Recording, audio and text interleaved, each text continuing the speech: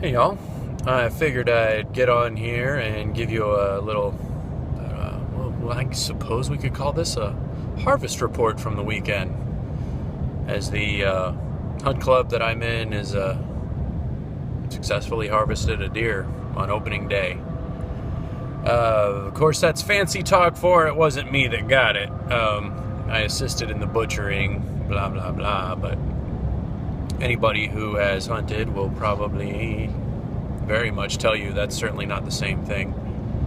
I mean, absolute fresh venison is great, and it's very enjoyable, but the difference in satisfaction between getting one yourself and having one that somebody graciously and generously shares are two different things. Something I was reflecting on last night, though, as I was having some tenderloin and backstrap with a side dish of black-eyed peas. Yeah, that's right. We harvested some black-eyed peas. That I did do. I did successfully harvest the black-eyed peas out of the can. But what's interesting, and I had never really thought about it before, when you're eating the meat tastes and smells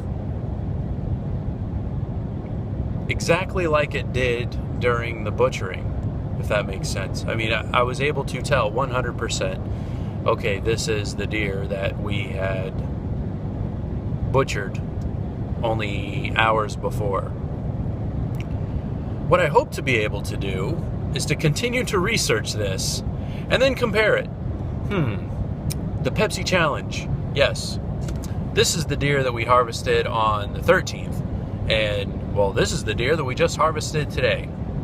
I don't know if you could do it, though, because you'll definitely be able to tell whether or not one's been frozen before or not. That's the other question I suppose I have. I hear a lot of very famous A-list hunters, can we call them that? A-list hunters, that talk about filling the freezer, putting their meat in the freezer. But then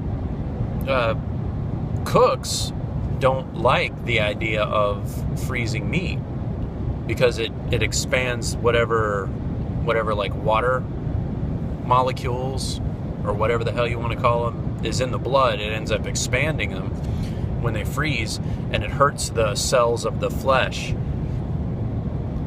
I don't really know how that plugs in. I mean, are you...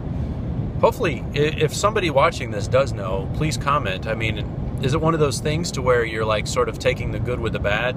You know, you put up with the freezer effect of that expansion in exchange for the longevity of being able to keep the meat around, because I can't imagine it being able to last that long. But appreciate y'all watching the video, and yeah, it was a nice little weekend. It's always good to get in the woods, in my opinion. Y'all should try it sometime. We'll have more on this subject a little bit later on, and this has been your daily dose of Lambdog.